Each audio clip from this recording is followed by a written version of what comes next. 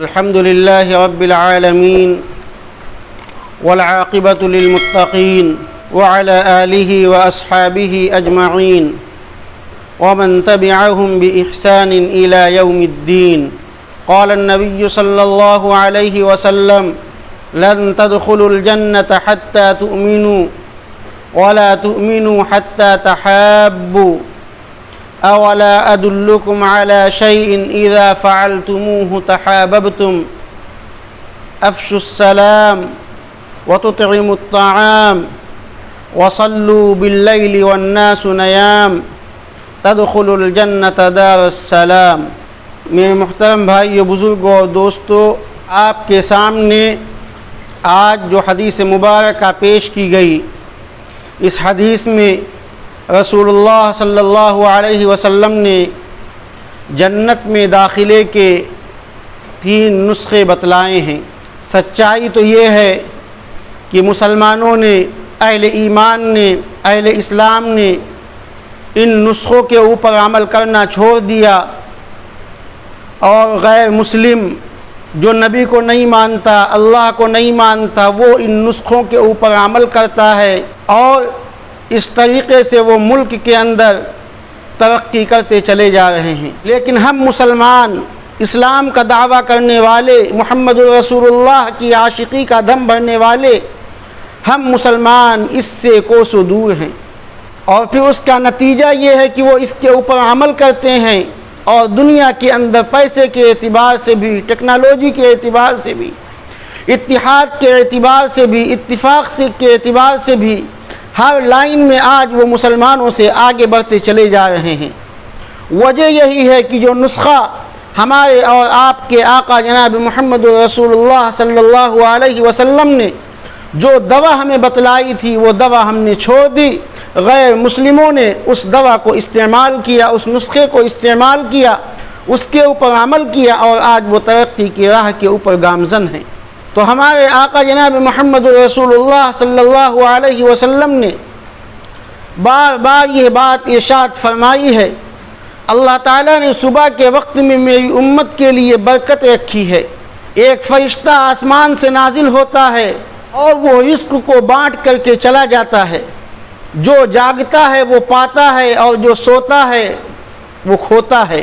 آج غیروں کے اندر ہم دیکھیں تو یہ چیز ان کے اندر بدرجہ اتم موجود ہے کہ وہ لوگ 4 بجے 3:30 بجے اٹھ کر کے پارکوں کے اندر گھومنے کے لیے، ٹہلنے کے لیے، ورزش کرنے کے لیے نکل جاتے ہیں، اور ہمارا پورا کا پورا مسلم معاشرہ، مسلم سماج پورا کا پورا سویا ہوا ہوتا ہے.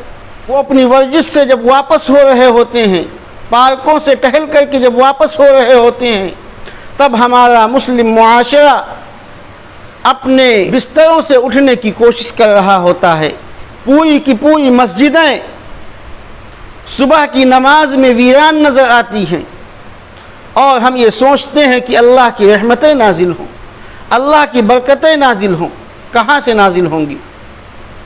تو اس چیز کو غیروں نے اپنایا ہے، اور مسلمانوں کو ان کے نبی نے جو نسخہ دیا تھا صبح کے اٹھنے کا، وہ نسخہ مسلمانوں نے چھوڑ دیا، غیر مسلموں نے اس چیز کو اپنا لیا.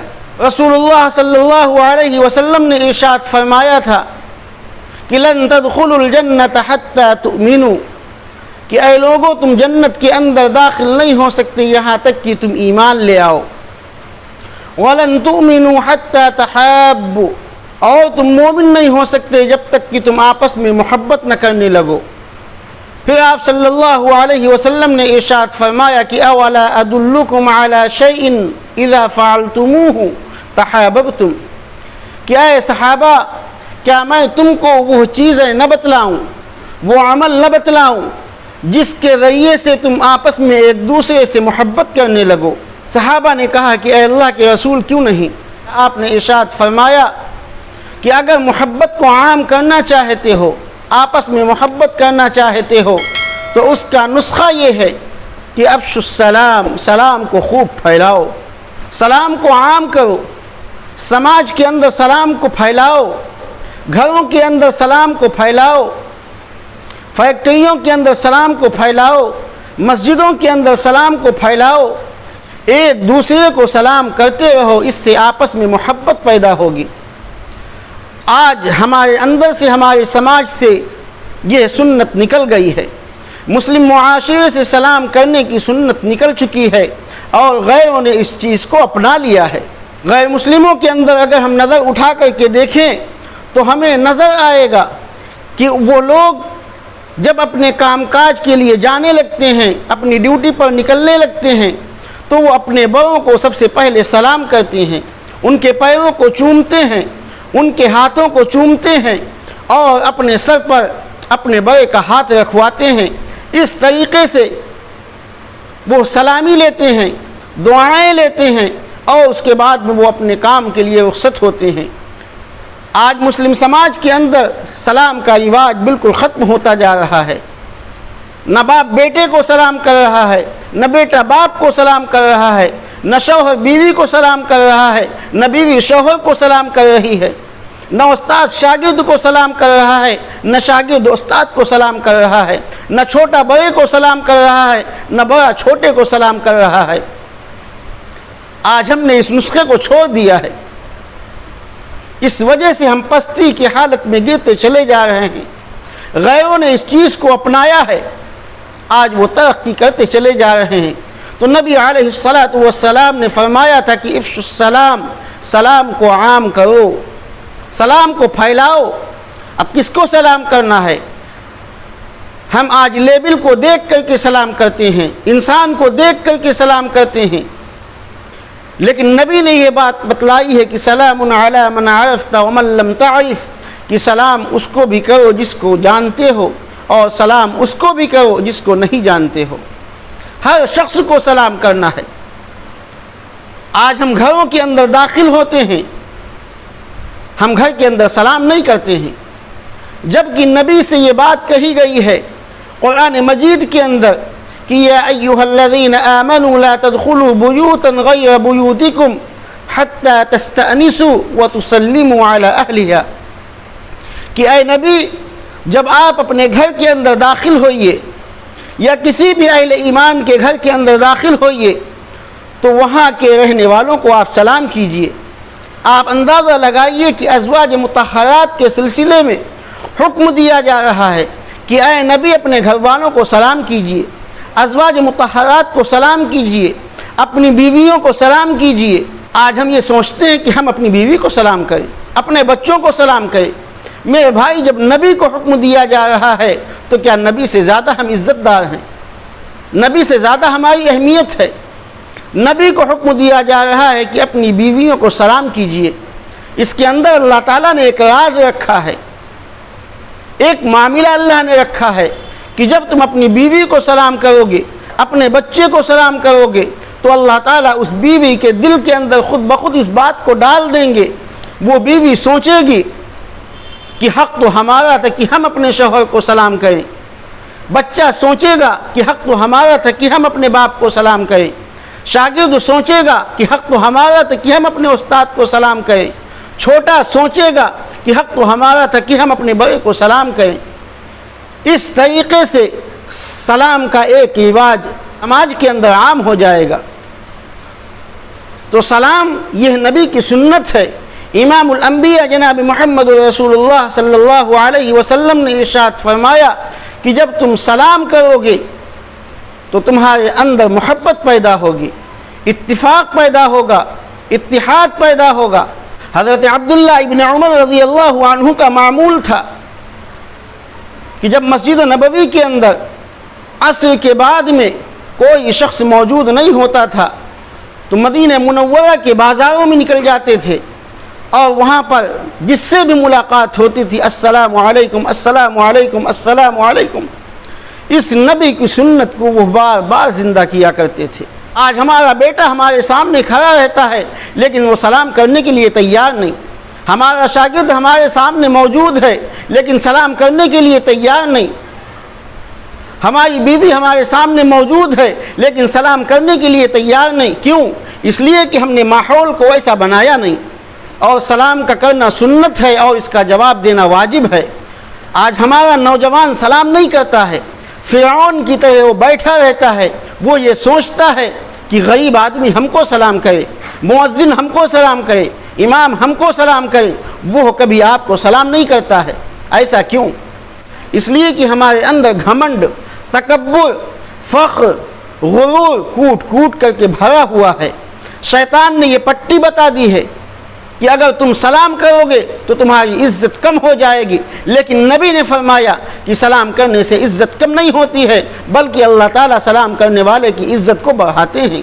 ہمارے سماج کے اندر یہ چیز بیٹھی ہوئی ہے کہ سلام وہ کرتا ہے جو غریب ہوتا ہے، سلام وہ کرتا ہے جو کسی سے ڈرتا ہے، یہ چیز بیٹھی ہوئی ہے۔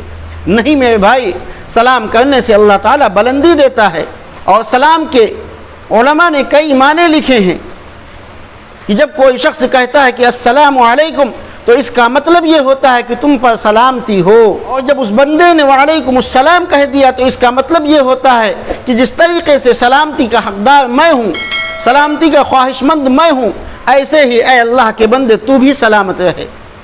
دنیا میں کون ایسا شخص ہے جو سلامتی کو نہیں چاہتا ہے، امن کو نہیں چاہتا ہے؟ ہر شخص اس کا خواہش مند ہے، ہر شخص کو امن چاہیے۔ تو سلام کے اندر وہ چیز موجود ہے، اسی لیے رسول اللہ صلی اللہ علیہ وسلم نے ارشاد فرمایا یہ سلام نبی کی سنت بھی ہے، اور یہ ایک مسلمان کی دوسرے مسلمان کے لیے دعا بھی ہے۔ اور دوسرے معنی علماء نے لکھے ہیں سلام کے کہ جب کوئی شخص کہتا ہے السلام علیکم تو اس کا مطلب یہ ہوتا ہے کہ اے اللہ کے بندے تیرے سلسلے میں میرے دل میں کوئی بغض نہیں ہے، کوئی حسد نہیں ہے، کوئی کینہ اور کپٹ نہیں ہے، میری جانب سے تو محفوظ ہے، تیرا مال محفوظ ہے، تیری جان محفوظ ہے، تیری عزت محفوظ ہے۔ گویا کہ سلام کرنے والا شخص اس بات کی شہادت دے رہا ہے کہ میری جانب سے تو بالکل محفوظ ہے، امن میں ہے۔ اگر وہ علیکم السلام کہہ دیتا ہے تو گویا کہ وہ بھی اس بات کی شہادت دے رہا ہے کہ اے اللہ کے بندے جس طریقے سے تیرا دل میرے سلسلے میں صاف ہے، ایسے ہی میرا دل بھی تیرے سلسلے میں بالکل پاک اور صاف ہے۔ سلام اللہ کا نام بھی ہے، اور سلام جنت کا نام بھی ہے۔ واللہ یدعو الی دار السلام، اللہ تعالیٰ تم کو دار السلام کی طرف بلاتا ہے کہ وتطعم الطعام، کہ لوگوں کو کھانا کھلاؤ، اس سے آپس میں محبت پیدا ہوگی۔ آج مسلمانوں کے اندر سے، مسلمانوں کے سماج سے یہ چیز بھی غائب ہو گئی ہے۔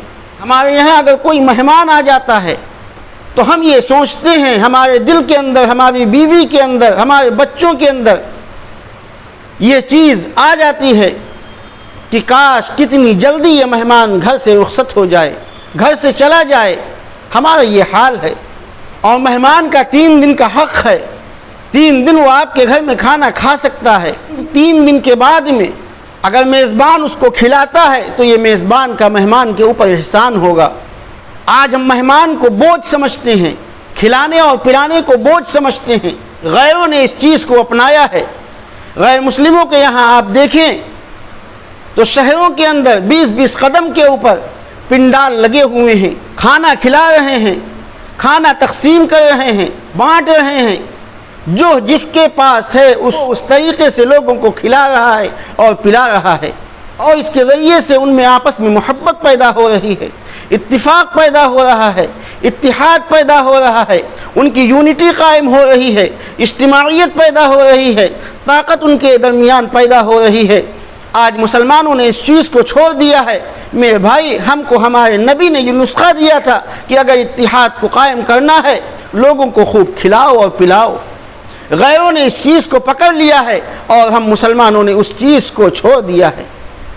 اور آج حال تو یہ ہے مسلمانوں کا کہ اپنے امام کو یا اپنے مؤذن تک کو وہ کھلانے کو اور پلانے کو برا سمجھتے ہیں۔ کوئی اس چیز کے لیے تیار نہیں ہوتا ہے۔ جس کو ہم اپنا مقتدی کہتے ہیں، جس کو ہم اپنا پیشوا کہتے ہیں، جس کو ہم اپنا ذمہ دار کہتے ہیں، جس کو ہم اپنا عالم دین کہتے ہیں، جس کے پیچھے ہم نماز پڑھتے ہیں، جس کی اقتداء میں ہم اللہ اکبر کہتے ہیں، جس کی اقتداء میں ہم رکوع کرتے ہیں، جس کی اقتداء میں ہم سجدہ کرتے ہیں، ہم اپنی نمازوں کو مکمل کرتے ہیں، اس شخص کو بھی ہم کھلانے اور پلانے کے لیے تیار نہیں۔ کہاں سے آئیں گی اللہ کی رحمتیں؟ کہاں سے آئیں گی اللہ کی برکتیں؟ آج ہمارا پیسہ کہاں خرچ ہو رہا ہے؟ آج ہمارا پیسہ شراب کی دکانوں کے اوپر خرچ ہو رہا ہے، نائٹ کلب میں خرچ ہو رہا ہے، رقص سرور کی محفلوں میں خرچ ہو رہا ہے، پان بیڑی اور سگریٹ میں خرچ ہو رہا ہے، اور نہ جانے کیسی کیسی لغویات اور خرافات میں ہمارا پیسہ خرچ ہو رہا ہے۔ لیکن اگر خرچ نہیں ہو رہا ہے تو میرے بھائی دین اسلام پر نہیں خرچ ہو رہا ہے۔ اتنی گرمی کے دن کیا مسلمان اپنے محلوں کے اندر پانی کی سبیل کا انتظام نہیں کر سکتے ہیں کہ اپنے گھر سے باہر ایک پانی کی سبیل لگا دی جائے، اپنے مسجد کے باہر شربت کی سبیل لگا دی جائے، تاکہ جو مسافر بھی راستے سے گزرے وہ اس چیز سے فیضیاب ہو کر کے جائے، آپ کی تعریف کر کے جائے۔ اس طریقے سے مسلم سماج بالکل ان تمام چیزوں سے دور ہوتا جا رہا ہے، اور پھر اس کے بعد میں ہم رونا روتے ہیں کہ اللہ کی رحمت نازل نہیں ہوتی ہے۔ غیروں نے میرے بھائی اس چیز کو اپنایا ہے، وہ ترقی کرتے چلے جا رہے ہیں۔ رسول اللہ صلی اللہ علیہ وسلم کی سنتوں کو جو بھی زندہ کرے گا اللہ تعالیٰ اس کو ترقی دیں گے، اللہ تعالیٰ اس کو آگے بڑھائیں گے۔ اور رسول اللہ صلی اللہ علیہ وسلم نے تیسرا نسخہ بتلایا کہ وَصَلُّوا بِاللَّيْلِ وَالنَّاسُ نِيَامٌ، کہ اللہ کی عبادت اس وقت کر رہے ہو، اللہ کے سامنے اس وقت کھڑے ہو جب تمام کے تمام لوگ سو رہے ہوں، دنیا خواب غفلت میں مست ہو، اور تم اپنے رب کی بارگاہ میں اپنے رب کے سامنے تم آنسو بہا رہے ہو، اللہ کے سامنے رو رہے ہو، اس کی عبادت کر رہے ہو، تہجد میں کھڑے ہو کر کے رکوع اور سجدہ کر رہے ہو۔ رسول اللہ صلی اللہ علیہ وسلم نے ارشاد فرمایا کہ تدخل الجنت دار السلام، جب تم یہ کام کر لو گے تو اللہ تعالیٰ تم کو دار السلام میں یعنی جنت کے اندر داخل کرے گا۔ تو میرے بھائی یہ وہ نسخے تھے کہ جس کے اندر ہم اپنے آپ کو تولیں کہ کیا یہ چیزیں ہمارے اندر پائی جاتی ہیں۔ ایک دوسرے کو سلام کرنا، ایک دوسرے کو کھلانا اور پلانا، سلام میں سبقت کرنا، کیا ہمارے سماج کے اندر یہ پایا جاتا ہے؟ غیروں نے اس چیز کو اپنایا ہے، انہوں نے اپنی زندگیوں کے اندر اس کو داخل کیا ہے۔ آج اللہ تعالیٰ ان کو ترقی دے رہے ہیں، مسلمانوں نے ان تمام چیزوں کو چھوڑ دیا۔ تمام مسلمانوں سے یہ درخواست ہے کہ ہم اور آپ سلام کو عام کریں، کھلانے اور پلانے کی فکر کریں، اپنے بھائیوں کے اوپر اپنے مال کو خرچ کریں۔ اللہ تعالیٰ اس کے ذریعے سے ہمارے سماج کے اندر اتحاد پیدا کرے گا، اتفاق پیدا کرے گا، آپس میں محبت پیدا ہوگی، یونٹی قائم ہوگی، اجتماعیت پیدا ہوگی۔ اللہ سے دعا ہے کہ اللہ تعالیٰ ان تمام چیزوں پر ہم سب کو عمل کی توفیق نصیب فرمائے۔ وآخر دعوانا ان الحمد للہ رب العالمین۔